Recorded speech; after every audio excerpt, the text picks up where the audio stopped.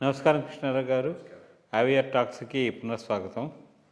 మనం వద్దనుకున్న మనకి తిరుమల తిరుపతి దేవస్థానం మీద పుంకాలుగా ఇష్యూస్ అయితే వస్తున్నాయి. సో ఇది లేటెస్ట్గా ఉన్నది ఏంటంటే, అఫ్కోర్స్ ఇదివరకు నుంచి ఉండేది అనుకోండి. మొదటి నుంచి ఒక రూల్ అయితే ఉండేది. మీరు టీటీడీఓ కింద కూడా ఉన్నప్పుడు కూడా నేను చూశాను. అన్య మతస్థులు అంటే హిందువులు కాని వాళ్ళందరూ హిందూ మతం మీద విశ్వాసం మాకు ఉంది అని ఒక డిక్లరేషన్ భగవంతుడిది అది ఇస్తే కానీ తిరుమల టెంపుల్లోకి ఎంట్రీ అనేది ఉండేది కాదు. అది మటుకు అందరూ తూచా తప్పకుండా పాటిస్తూ ఉండేవారు. అదే కొనసాగుతూనే ఉంది. చీఫ్ మినిస్టర్స్ మారినా, ఈవెన్ రాజశేఖర రెడ్డి గారి టైంలో కానీ, ఆ టైంలోనే కదా మీరు ఉన్నది. ఇవన్నీ చేసుకుని అందరినీ మరి దేవుడి దర్శనానికి తిరుమలలో ప్రవేశానికి చేశారు. అయితే మనకి జగన్మోహన్ రెడ్డి గారు వచ్చిన తర్వాత దీంట్లో కొంచెం వింత ధోరణులు కనబడ్డాయి. ఆయనే ఈ డిక్లరేషన్ నేను ఇచ్చేది ఏమిటి, దీన్ని నేను ఇవ్వాలా, ఇవన్నీ చేయాలా అనేది చాలా పెద్ద కాంట్రవర్సీ వచ్చి చాలామంది దీన్ని పక్కకు పెట్టి, ఈవెన్ మరి అధికారులు కూడాను వాళ్ళకి తొత్తుల కింద పనిచేస్తారు కాబట్టి అవన్నీ చేసి అవన్నిటిని ఒక పక్కకి విసిరేశారు. అయితే రీసెంట్గా ఒక 10 days బ్యాక్ ప్రకారము మరి పవన్ కళ్యాణ్ గారి సతీమణి అన్నాలి నువ్వే ఆవిడ మరి వాళ్ళ అబ్బాయి శంకర్ ఇది లండన్లో అదే సింగపూర్లో అగ్ని ప్రమాదంలో ఎదుర్కొని మళ్ళీ వచ్చిన తర్వాత ఆవిడ మరి ఆలోచన ఎట్లా వచ్చింది ఏమిటి అనేది పక్కన పెడితే, బట్ ఒకటి ఏంటంటే మన సాంప్రదాయ పద్ధతిలో అక్కడికి వెళ్ళి డిక్లరేషన్ ఇచ్చి తలనీలా సమర్పించి దేవుడి దర్శనం చేసి సుప్రభాత సేవ దర్శనం చేసుకుని మరి అట్లాగే మరి ఆ కొడుకు పేరు మీద అన్నదానానికి ఒక 18 లక్షల రూపాయలు విరాళాలను చేసి, అంటే టెంపుల్ యొక్క మ్యాండేటరీ రిక్వైర్మెంట్స్ అన్నిటినీ చేసి అందరికీ ఒక మార్గదర్శిగా నిలబడింది. ఎందుకంటే ఈవెన్ పవన్ కళ్యాణ్ గారు కూడా సనాతన ధర్మం గురించి దీని గురించి అంతా ఒక టార్చ్ బేరర్ కింద వెళ్తున్నాడు అదే.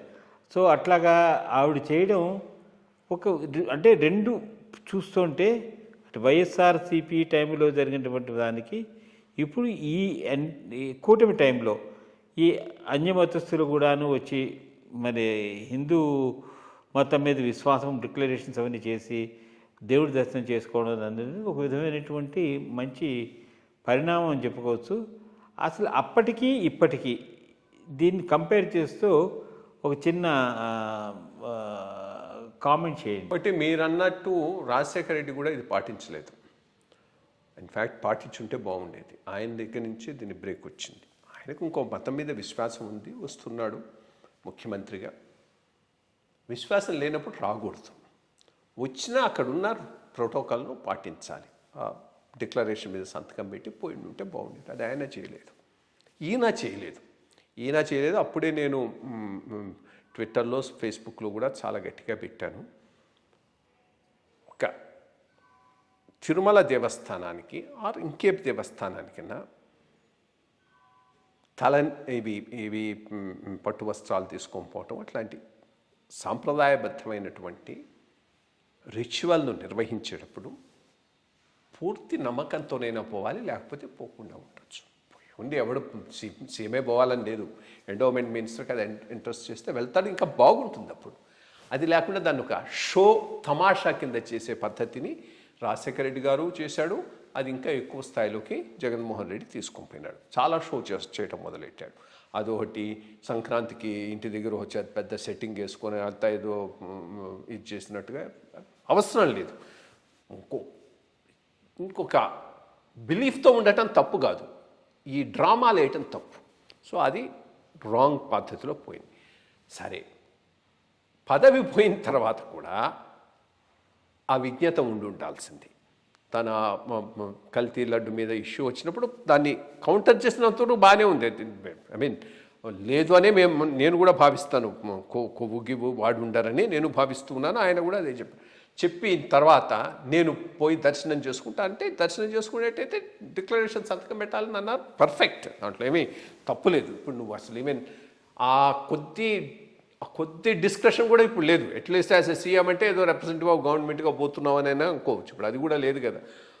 సో తప్పకుండా డిక్లరేషన్ మీద ఇన్సిస్ట్ చేశారు. ఇన్సిస్ట్ చేస్తే నేను పోనానంటే దాని అర్థం ఏంటి? I mean, are you above the law, above the rule, above the system? Nonsense actually. అది ఆ పద్ధతిలో అతను ఎక్స్పోజ్ అయినాడు బేసిక్గా. ఈరోజు ఇక్కడ చూడండి, ఈమె, ఐ మీన్ పాయింట్ ఈజ్, ఆమె ఏ బిలీఫ్తో ఉన్నదనేటటువంటిది పక్కన పెడతాం. ఒక పద్ధతి తిరుమల దేవస్థానానికి సంబంధించి ఉన్నది. అన్యమతస్థులకు ఎంట్రీ లేదు అనే పద్ధతి అక్కడెక్కడా లేదు. కానీ ఓ డిక్లరేషన్ సంతకం పెట్టాలి. చక్కగా వచ్చింది, డిక్లరేషన్ సంతకం పెట్టింది. తను మొక్కు ఉన్నది కాబట్టి మొక్కు తీర్చుకున్నది, తలనీలాలు సమర్పించింది, అన్నదానంలో పోయి సర్వ్ చేసింది, డొనేషన్ ఇచ్చింది, బయటకు వచ్చింది. ఆమెను చూసి యాక్చువల్గా అదే ఇప్పుడు చాలామంది కూడా అంటున్నారు, నేర్చుకోవాల్సిన చాలామంది జగన్ గారు.